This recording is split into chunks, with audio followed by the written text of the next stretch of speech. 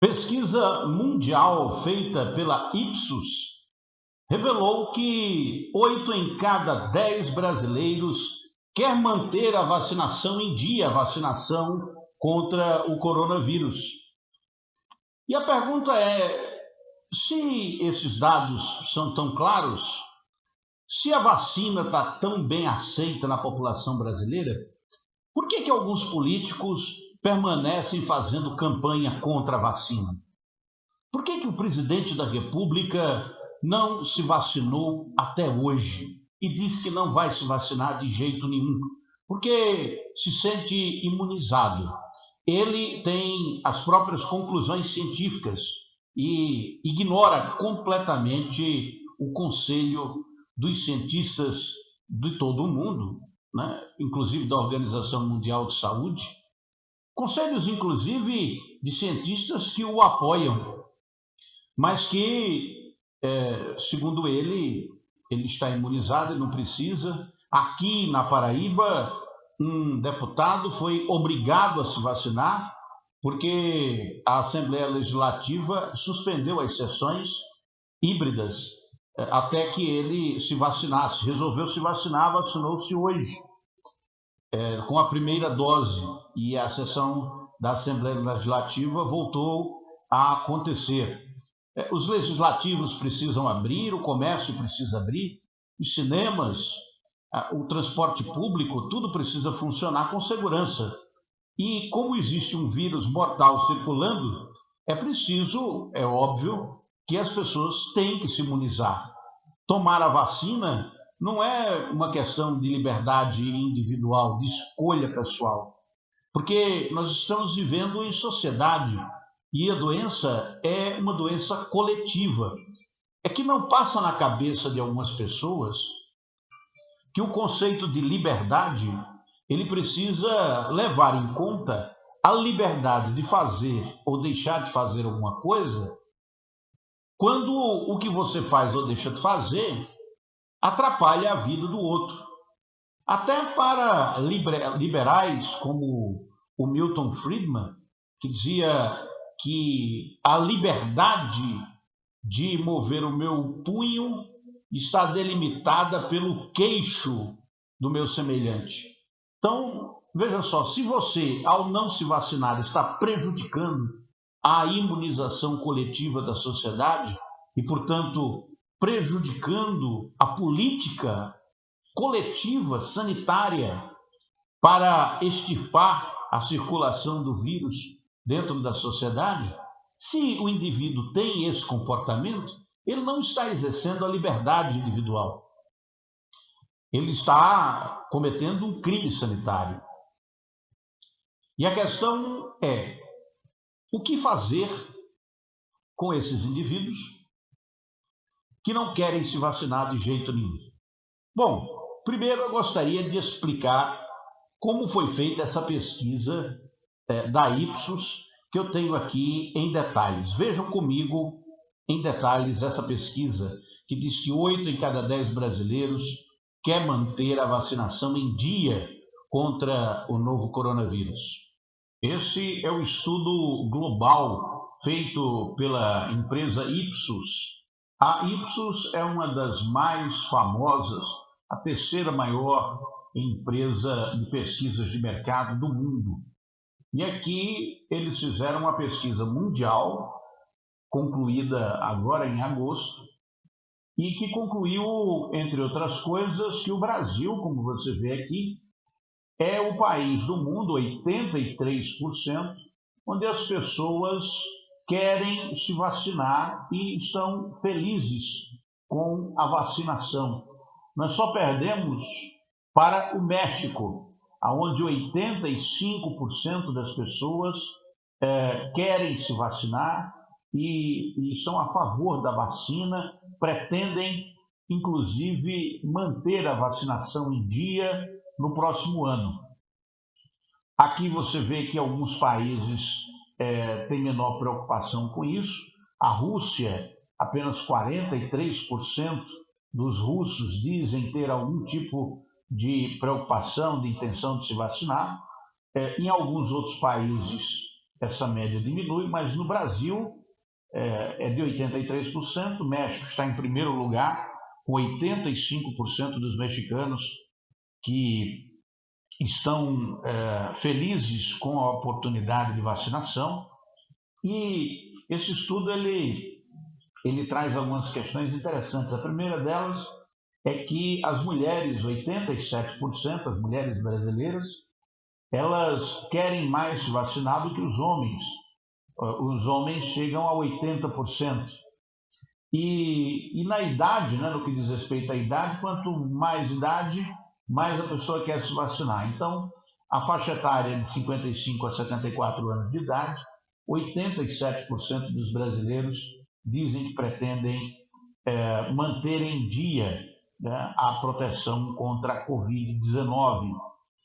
É óbvio que em alguns outros países essa média cai significativamente, e a grande questão que se levanta aqui e que eu acho que a gente precisa discutir, né, é que esse tipo de pesquisa ele acaba por revelar uma questão política, porque agora virou moda no Brasil se fazer campanha política em cima de uma questão sanitária. Então raciocine comigo, se 83% dos brasileiros quer se vacinar, e isso é uma pesquisa mundial, é bom para nós, né? Veja que vantagem nós temos aqui no Brasil. Mesmo com o governo federal, o presidente da República contra a vacina, tardou a comprar, quase não compra, ainda hoje fala mal de algumas vacinas e se recusa a tomar o medicamento. Então, o que se conclui é que o povo brasileiro descolou do próprio governo e seguiu seu próprio caminho. E é vantajoso para um presidente da República se juntar aos 17% dos brasileiros que não gostariam de manter a vacinação em dia contra a Covid?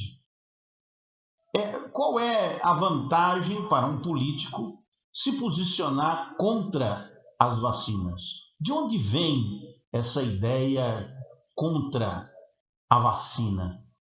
Por que alguns médicos, alguns estudiosos, pessoas até respeitáveis, artistas, empresários, políticos, grandes oradores, se posicionam contra a vacina? Eles sempre existiram, os antivacinas, desde que as vacinas estão sendo aplicadas nos seres humanos há mais de 200 anos. E eles existem porque são fundamentalistas religiosos. A religião se sente agredida, e alguns religiosos particularmente se sentem agredidos com a capacidade da ciência de superar as doenças que podem acometer o ser humano e provocar a sua morte.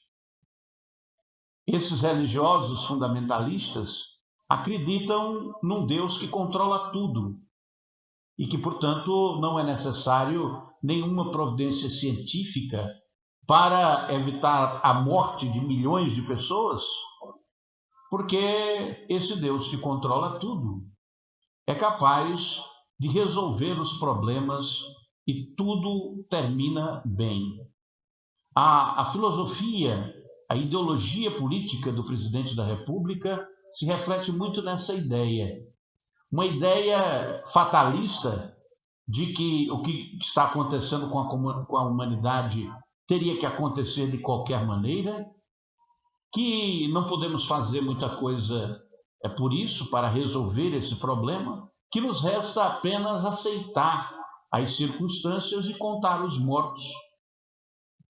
Essa ideologia neopentecostal, que é abraçada também por muitas igrejas, tanto católicos como protestantes, se unem num fundamentalismo religioso que passa pelo terraplanismo os mais radicais, que não aceitam a cosmovisão do mundo através das lentes iluministas dos cientistas que nos mostram o planeta Terra como mais um planeta no universo, como mais um planeta do sistema solar, um sistema solar no meio de uma galáxia gigantesca e milhares de galáxias existem pelo universo. Essa cosmovisão do mundo que, digamos assim, vai contra as escrituras sagradas, ela é combatida por fundamentalistas religiosos que saíram das igrejas e invadiram os quartéis, invadiram as casas legislativas e, mais recentemente, o Palácio do Planalto. São as mesmas pessoas, terraplanistas, antivacinas e, fundamentalmente, homofóbicos.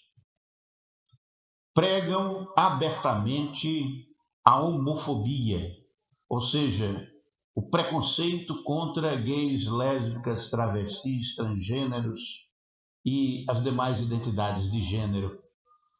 Eles se posicionam dizendo que são missionários, que estão defendendo o Deus, a moral divina, o Deus cristão. O mesmo Deus cristão que diz exatamente o contrário.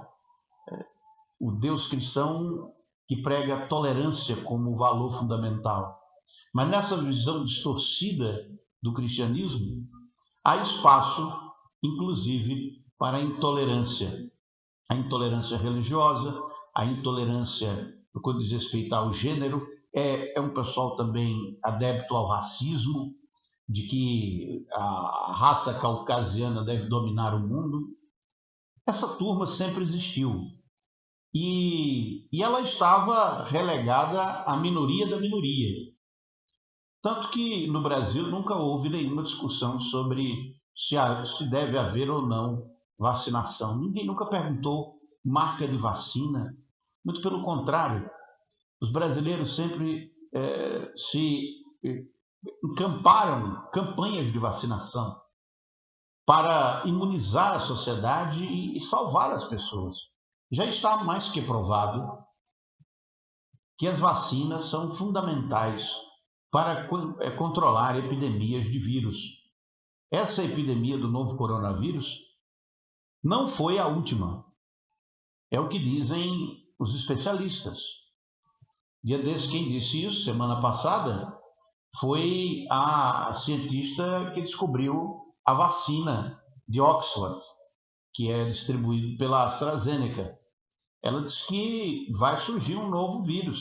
Inclusive, existem suspeitas de um vírus que passa do morcego para o porco e do porco para o ser humano, que pode ser uma nova doença, aí, uma pandemia mundial. Mas também há informações vindas, por exemplo, do presidente dos Estados Unidos, que recentemente disse ter certeza da possibilidade de que enfrentaremos em breve uma nova pandemia. Será que aqui no Brasil nós estaremos preparados para essa nova pandemia?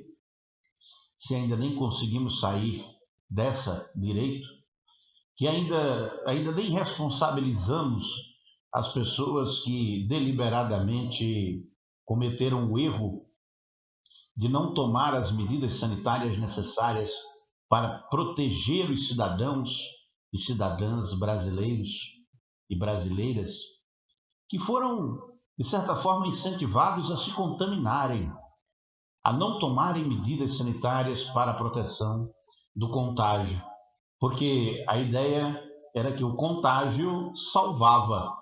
Bastava se contaminar e os mais fortes sobreviveriam, os mais fracos morreriam e estava tudo bem. É possível que cheguemos, até o final dessa pandemia, a mais de 1 milhão de mortos no Brasil. Se for considerada a subnotificação existente atualmente, provavelmente chegaremos a mais de 1 milhão.